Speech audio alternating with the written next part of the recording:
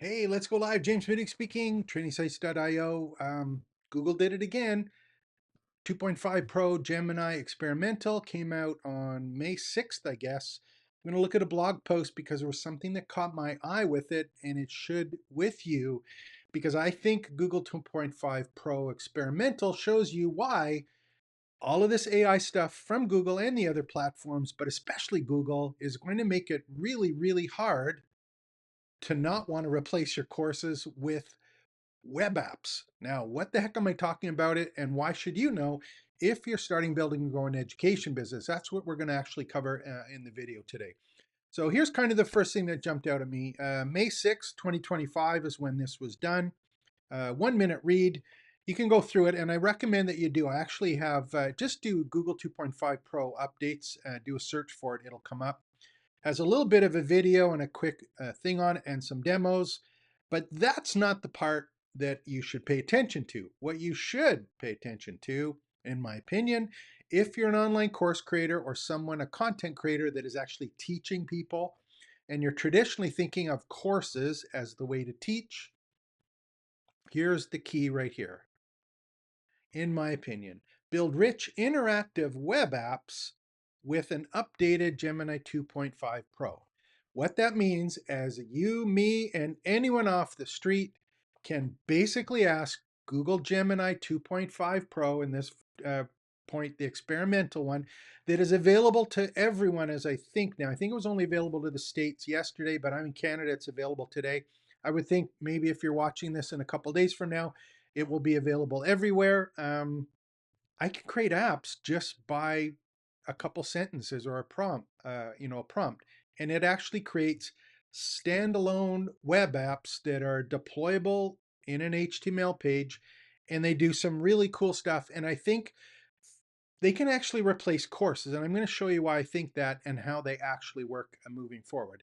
So here's the idea, right? We've got these interactive web apps. What the heck is it that we normally do with them, and why is it important?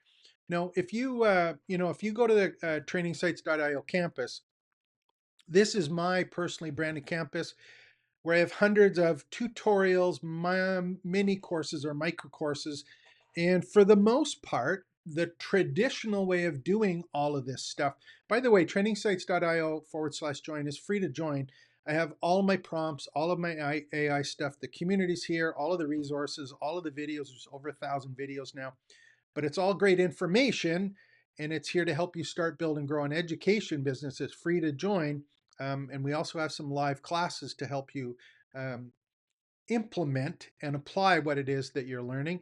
But the part with all of this stuff, the content that's here, and why it's important that we learn about this new 2.5 Gemini, is that if I go and look at 99.99% of anything that's called a course from anyone that's building them right now, myself included, is I will find a talking head video, maybe a narration, a slide deck, or a screen capture, maybe with my talking head. Maybe there's some bullet points on something. And then a lesson or lessons or topics will have some text, maybe a link to some resources or a checklist, and the text will have an explanation of something, and then some key takeaway bullet points, a summary, maybe some reflection questions. Some of them might even have a quiz if they're really, really detailed subjects. But that is kind of the expected or assumed way that a course gets created.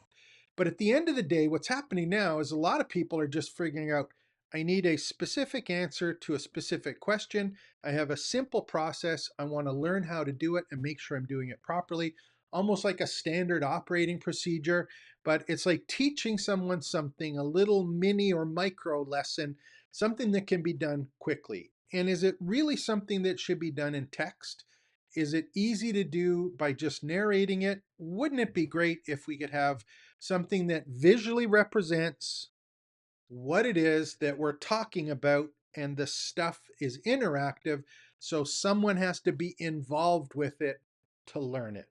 So that's what we're actually looking at when we talk about something called a web app. What a web app is, and I'm going to show these to you, is it's an HTML page with HTML on it, JavaScript, and CSS, which is cascading style sheets. For you and me and regular people who are not programmers or coders or technical, this allows us basically to just give a prompt and it will create a page with an interactive visual representation of what it is we're trying to teach people on how to do something or something that they can recall or a standard operating procedure. This is how this works, and then I just want you to think about this a little bit further. So let's say, for example, I'll go through these. Let me do this one here. And again, I'm logged into Gemini right now. And if you look just above my head on the top left there, you'll see Gemini Advanced, and it's 2.5 Pro Experimental. And again, my understanding that this is all available for everyone right now. It's here. And I'll just give you an example of what I did is I just wanted to do one where I said, um, show me how to make some coffee. And it came up with, and I said, create a web app that teaches me how to create coffee. And it came up with this. If I click it, I've got this web page. And again, I'm using the canvas, which is in Google Gemini. It's basically on this side here, it's basically a prompt chat. On this side here, the canvas is the interactive representation of the content that is being generated. So I asked for an application for a visual representation of brewing coffee in the morning. So here's what happens. It created this. I did no graphics. I did no text. All I said is coffee ritual, morning visual representation, and now it goes. So here's the morning ritual it suggested. Step one, the grind. Grind complete. And again, it's going through the steps, brewing finished, enjoy. Very simple, ritual complete. So you're probably going, okay, that's cool. What happened here? Well, I had a kind of a flashcard, but there were steps where I had to go and be involved in this, right, and do it. So that was just a simple example with a simple prompt. But how can we extend this a little bit further if we're going to be teaching something? So I did a couple more prompts here, just playing around with it. And again, I just got access to this yesterday / this morning. And there are things that you can do to make sure that someone is learning something. And this has traditionally been done in some kind of quiz, right? To affirm that someone can recall something. Some of them you may find that there are some interactive tools away. I just wanted to create one about a process that I had as some lessons in a course. And I said, you know what? Let's do a sequencing application. So I basically said, here's the 10 steps of a process, create an application that allows the learner to organize these in the correct order. Again, I did nothing here, nothing. This is what was put together. And it's a basic thing to make sure that, hey, it's like a way for someone to check to see if they've actually done this properly and it's in the correct order. So I can move these around, and at the bottom, it's like, hey, check my order. Oh, one topic's in the correct position. I did poorly. I got to go back and learn something. So there's an example of these are applications that are being created by a single prompt or a single paragraph. So think about this when you're thinking about, oh, I got a course. I got to create a mini course, a micro course. I want to be able to teach something. Is it really worthwhile to do what we normally think of a screen capture and or some kind of prompting with ChatGPT and say, create a syllabus, create the individual lessons, create the text, create a video script for me, go get in front of a camera, show it, do a screen capture, all of these things. Is that really necessary anymore? Well, let's take a look a little bit further and see what happens with this. And again, I only played around this morning, but these are the things I'm starting to think about as we get into this, because anyone can create a web app now. It's gone from, hey, here's just a prompt that I use in ChatGPT to get some text out of it that maybe I have to manipulate and actually change. But these are things now that are allowing me to actually create content. And I was just thinking about, for other skills other than making coffee, what are some of the examples of these kind of things that come up? So I put a couple together, some personal skills. Let's say you were doing photo editing for social media. What is the process that gets created here? So if I said, teach me how to do, or teach my students how to do basic photo editing for social media, and it would basically come up with the steps and some of the pieces, and it created this. If basically the outline that's here, You can take a look at it now with Google 2.5 Pro. It shows you what it's thinking on how this would actually be done. And hey, it creates a web app for it. I did this one here, how to cook the perfect scrambled eggs. What is the actual process of doing that? And it went through some. Tidy up routine. So these are personal ones, right? Do you need a mini course or a micro course, or can you use a web app to actually teach the same thing and get people involved in the actual learning of it as opposed to here's some text to read? For small business, what about handling customer inquiries, incoming emails, phone calls? What about things like creating social media posts? What's the process that you want people to cover? How do they do it? How do you onboard new customers? What are the steps in visuals? So I was just playing around with this and I said, you know what? Why don't we do one for eggs, doing scrambled eggs? I was watching this in the morning, so I thought, hey, I haven't had breakfast yet. Why don't we find out how to do scrambled eggs? So I did one that was a interactive scrambled egg tutorial. How did I create this? I basically copied what they had from the script and I said, create a web app for this to represent this visually. So what is it you're talking about? All you're going to do is say, create a web app to represent this visually, or an interactive web app to do it. So I clicked it and we now have this open. I'll move my head out of the way here for a second. There we go. So perfect scrambled eggs. Learn how to make a delicious, fluffy scrambled eggs ready to start cooking. Let's begin. So here I go. Step 1, gather the ingredients. You need 2 to 3 eggs, splash of milk or cream, optional, a knob of butter, I've never heard that before, salt and pepper. Don't forget a nonstick pan, whisk, and spatula. So those are the things that are needed to gather the ingredients. Okay, I got everything. Prep the eggs. Crack your eggs into a bowl, add a small splash of milk or cream, about 1 tablespoon per egg. For extra creaminess, season with a pinch of salt, pepper. Okay, I'm prepped. Whisk the eggs until the yolks and whites are fully combined and mixture even yellow color. A little froth is good. Okay, I'm whisked. Place the nonstick over medium-low heat. You get the picture. Pan ready. Pour the whisked eggs, let it sit about 20-30 seconds until the edges begin to set. Eggs in pan. Using the spatula, you get the deal. Folding, slowly, cooked, done. I've now been taught, if I don't know how to cook scrambled eggs, but it's been taught from a prompt. Now, if I was going to do that simple example as a course, think of something other than eggs, obviously. There was a process, a set of steps that was there. If I had turned that into some lessons, and I had multiple lessons and it was text and a single video, yeah, I might be able to do that, but someone will probably rifle through those particular pieces of the text and not have to stop and go through each of them individually and interact with the visual, which is being forced here. Again, this is something that can be created simply for small items and or joined for bigger groupings of items like we normally would have done in a course. But I have created no video here. I've done no screen capture. I've created no text. I've created no scripts. Everything is done, in fact, live here for me with the creation of web app, and Gemini 2.5 makes that available. So what's the next piece here? You're thinking, okay, James, that's kind of cool. I can kind of create that. Um, what about if it requires some input from people? Well, I can also go through and have a checklist. I did one for social media. It's like, hey, here's my standard operating procedures. These are the things I want you to do when you're creating social media. Now, you could also automate this. I'm not saying that you can't. I just use this example. But this is a web app that basically says,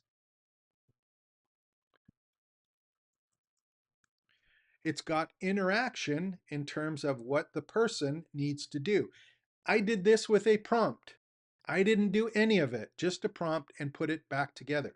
So we've now got a situation where we have web apps again that can be deployed, that teach processes or skills, and people can have to interact with them to make sure that they're following the process.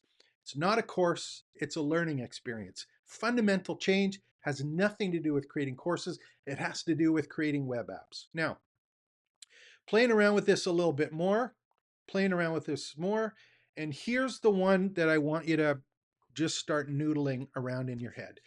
I did, when was it? I did a couple, maybe a month and a half or 2 months ago. Google had this thing called aistudio.google.com.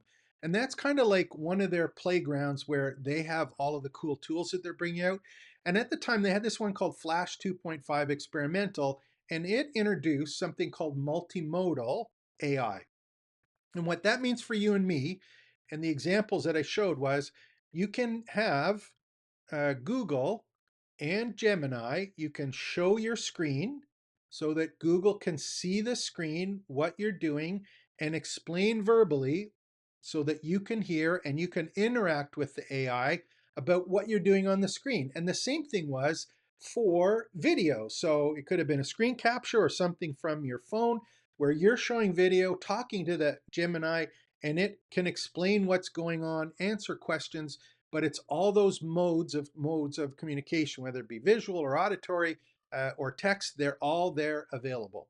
So Google has this already, and now they've got this thing where you can create your own web apps. What does that mean for teaching stuff and creating courses? So let me give you an example. Let's say it's in the morning and I'm incredibly hungry and I've got my phone and I've got Google Gemini on my phone. And I go to the phone and I've got the multimodal 2.5 flash on, which is available. Even if I just went to AI Studio on my phone and I hold my phone up and I go to the fridge and I go take a look and say, hey, here's what I got in the fridge. I'm really hungry for breakfast. What do you think? It looks at the phone, it's or at the fridge, it looks inside and says, okay, this is what we got. It sees it's got some eggs, we've got some butter and some milk. So one of the suggestions is, hey, why don't we make scrambled eggs? Okay, great. And I say, haven't made scrambled eggs before. How do I do that? All of a sudden, what shows up? Remember, this web app was created with what? All it was is a simple prompt. And it goes through and it shows me on my screen, this is how I actually create it. I don't go and search to YouTube for a video. I don't have to go into a cookbook or something and read from it. I've now got a web app that shows me exactly what to do. Now, the reason I talked about that multimodal and the AI Studio, and this is why I think later this month, May 20th, is the Google I/O conference for all the developers. I got a feeling all of this Google stuff is coming together in a big way, and I'm really excited about it because the other thing that they did in that AI Studio is they had Google VO2, VEO2, that is text to video. So let's say I've got my phone and I say, teach me how to do that and show me a video.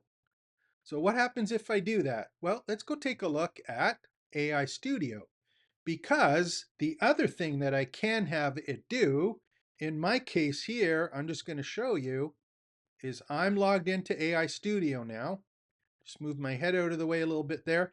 I'm in AI Studio, and you'll also see that I now have, they're not perfect eggs, but you can see that we're starting to get some eggs together. I used a simple sentence, and let's assume that Google Gemini basically said, hey, here's the description for the video, and sent it to VO and said, create a video showing a first-time cook cracking eggs and then already chopped vegetables in a glass bowl. After adding the ingredients to the glass bowl, they should pour the contents in the bowl into a skillet and to cook using a spatula. And again, that's one that I did, but let's say Google did that. So now I have my presentation, my interactive presentation, and I now have what? I have a video showing what's actually being done. So I did that quite simply. It was a simple video, but think about what's going to happen here. Text prompts, cameras, interactive, nothing to do with what was traditionally called a course, nothing to do with figuring out prompts for syllabus, nothing to do with figuring out what text to add, what the key points or the takeaways or summaries are. We've got a visual, interactive experience about learning something and a video that is created to support it. This is one of those ones that we're just going to have to start shaking our head and going, oh my God, what's going to happen now? and in the future of 2025 and moving forward. I had a little bit of a chat with one of my customers that I first started working with over a year ago. And at the time, we were really excited because we could create content on prompts, right? If you started a year and a half ago, it was like, wow, I can use ChatGPT to write a blog post. I don't have to do it anymore. It creates blog posts, and there's all sorts of prompts and responses about how to make it authentic and SEO optimized and all that stuff. And then here I am today. This comes out, and it's like, here, create a video and create an interactive visual web app. This stuff's not going away. It's happening quickly. Think what's going to happen 3 months from now, 6 months from now, 9 months from now. Do you need courses for simple lessons, mini and micro courses? What is it that you actually need to teach or represent the lessons or the processes that you're trying to get other people to follow and or use to experience what it is that you've already done as the person teaching it? This is really, really cool stuff, and it's exciting. So what does it mean? Next time you go to think of a course, think about, do I need or could I use a web app to do this in a real simple way? And these web apps that I was showing you, just remember this web app that I just got right here, this is a standalone HTML page. That's all that it is. It's like a standard web page that you can put anywhere and have someone interact with it. Nothing special, nothing fancy, just an easy, easy, easy thing to do for anyone now who is trying to teach some particular process or make sure that the information that they're sharing is well understood by the people they're teaching it to. So I hope you found some value in this. Again, like and subscribe to the channel. And if you haven't already, make sure to go to trainingsites.io/join and join my private branded campus. It's absolutely free to join, and I'm there to help you start, build, and grow an education business. Take care, expect the best.